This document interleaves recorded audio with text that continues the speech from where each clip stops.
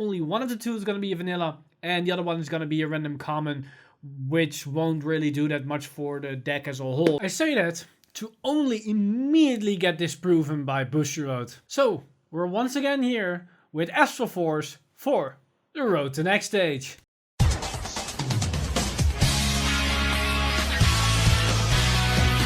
Stand up! Vanguard! Hey Cardfighters, welcome to this extra edition of Road to Nextage, where we once again take a look at the Astral Force cards for Gear Chronicle and see what they can mean for the deck. And with the previous episode, I was honestly convinced that we were done with this set, because we only had 2 commons left and the generic cards that we would get for every other clan. And I didn't think there were any substantial cards within those 2 commons, because one should at least be a vanilla card. And I was right on that part, but I wasn't right that the other card would not be substantial, because we got a new grid 1, which is pretty funny with how Rebellion works, but it's actually pretty nuts with the new potential turbo build for Mystery Flare. As we got this grade 1 Steam Fighter Xabia, and its ability is pretty simple, as it's act on rear circle, cost, discard a card from your hand, choose one of your opponent's rear guards, and retire it. So it's similar to how Anger Blader works by putting something in a gauge for another unit, and you get a retire as it's a 1-for-1 trait. In their case, you get more gauges, so it synergizes with the deck. In this case, it synergizes with Rebellion by fulfilling the condition of getting less cards in hand. The big thing about this card is that it's not once per turn. This means no matter how big your hand size is, you can fulfill Rebellion's ability for which direction you want to go 100% of the time. And at the same time, you can destroy their entire field, as Rebellion can only get access to the front row units to retire them. But with this unit, you can get the entire back row at the same time, so you can field wipe them pretty effectively, no problem. But for Rebellion, it isn't really that great, as sure, 1-for-1 trade is nice and all, and they now need to repopulate the board, but it's not the trade that you actually want to do, as unlike all the other cards like Kaboo and like the Great 4 synergy cards that can then redraw more cards, or like Chrono Tooth that then discard itself and you draw something, you don't really get more value to hand to get some defensive options. It's more of some extra field control aspect. But where this card shines the most is with Mystery Flare, because the Mystery Flare build that we're going to get out of this set is going to be very aggressive with binding. And what it allows us to do is get those 19 grades in Bind Zone very quickly and then get that extra turn. The only downside to the extra turn is that we need to discard an entire hand at the end of that turn to get the second turn. Now, with this grade 1, because you're already going to discard your cards anyways, you can now preemptively discard them to get retires, so you can destroy your entire opponent's board no matter how full it is, because the Lost Legend build draws a lot of cards, so you can easily discard like 7 cards and then destroy the entire board even if they are Exile, and get more value out of those discards because you would discard them anyways. And because this new Mystery Flare build is gonna be binding super aggressively right out of the get-go, means it's very likely that we're going to see builds that could attain this extra turn on their first grade 3 turn, or maybe the second, and it's so soon that it's very unlikely that you're going to kill them. And if they survive, and this happened before with the current iteration, as people could build up defenses, they could survive it, and in this case they might not be able to defend that well, but because they're sitting at low damage, they can take more attacks. So in the case that they just survived it, it's very unlikely that they can retaliate, because they already wasted like a ton card from a hand to survive it at all.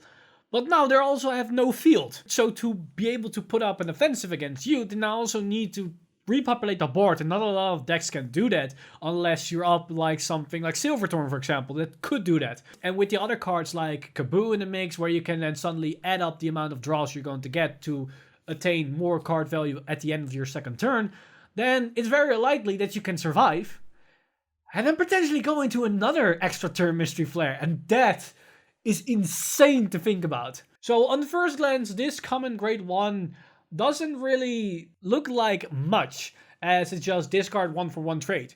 But adding that in combination with Rebellion or with Mystery Flare, then we have something unique on our hands. And especially the effect of retiring cards in a Force Clan is a big thing, because you're already very oppressive in your offensive capabilities, where your opponent needs to waste a lot of cards to keep defending against your strong attacks. Now, with the added control aspect to it, they need to waste even more cards from hand to repopulate the board, which makes defending against your attacks all the more troubling. So yeah, this is a nice addition to Gear Chronicle, so I'm very happy that I was proven wrong once again by Bushiroad. Also, the other cards that we got were basically the things that we came to expect, like the new drop PG, like the new grade 1 drop PG, as well as the crits and that kind of stuff. Though they are pretty awesome with their artworks. I mean, the new crit, the Reclaim Key Drago Kit, it looks pretty damn awesome. And I don't know why, but it looks a lot like a mini version of History Build Dragon with the color scheme and how the card is designed with the tail and everything. So, are we going to see more of these strides or grade 2s or grade 3s with a grade 0 counterpart? Looks awesome though. Also, the new grade 1 drop PG is basically a downgraded version of Arlim in some extent. I mean, I'm fine with it. It's not Arlim, but it's better than the drop PG that we got with the first wave support. But also the vanilla that we got is the 15k shield one, the 7k body. And funny enough, it's a Gear Colossus. An actual Gear Colossus with the race of a Gear Colossus. So, are we going to see more Gear Colossus in the future where we might incorporate them with a premium aspect? That's an interesting thing to think about. Also, the 50k shield is nice to have that type of vanilla, because usually I'm not a big fan of these type of vanillas like the 12k grade 2 or the 10k 10k and that kind of stuff. But for the playstyle of Rebellion, where you're playing with fewer cards in hand than usual if you're not playing a certain build, this allows for your cards to have more value per card, because most of the cards you're going to use them for shield anyways, as you have specific units that you're going to call for offensive plays, and the rest are just shield value. By having those other cards more value in the shield value, gives the deck more sustainability, more survivability. So it is interesting to see this grade 1. It might be featured in low budget build versions of Rebellion, or at least for people that want to build something straight out of the box.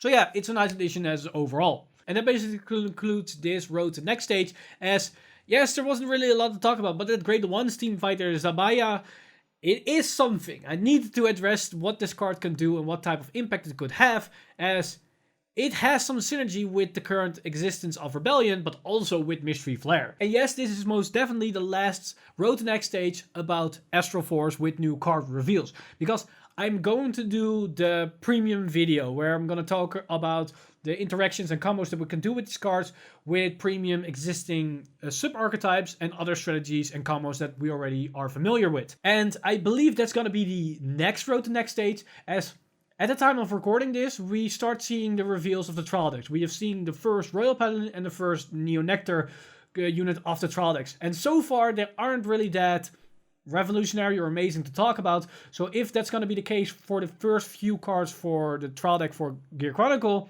then I'm most likely going to wait with a road to Nextage video for the trial deck until we've seen a couple of cards. So, and that means I have time to do the premium combo video before that video will come out. I could be wrong, and at the moment of uploading this video, we could see a Gear Chronicle card from the trial deck, which is insane, but as far as now, on February the 20th, that's not the case. So fingers crossed that we have a little bit more time on our hand, that we can do that video next without delaying that any further. But that's basically everything that I want to talk about for today. Let me know in the comments down below what you guys think of this new grade 1 Steam Fighter Xabia with the whole discard and retire aspect, so we get a bit more control in Gear Chronicle, which is pretty unique, as before Rebellion, we never had retires in Gear Chronicle, so this is an interesting new addition. So let me know in the comments down below all your thoughts and opinions about that, and why not talk about the new vanilla cards and crits and PGs, the artwork that we got, because much more than that we don't really have to discuss. As always, this video has been brought to you by our lovely patrons over at patreon.com/Vanguard Insider. You guys are amazing. If you do want to support the channel or everything that's happening on the channel, then you can simply do that by heading over to patreon.com/Vanguard Insider and become a Patreon today. But with that said, I'm Mr. Timeleaf. And I see you guys in the next one.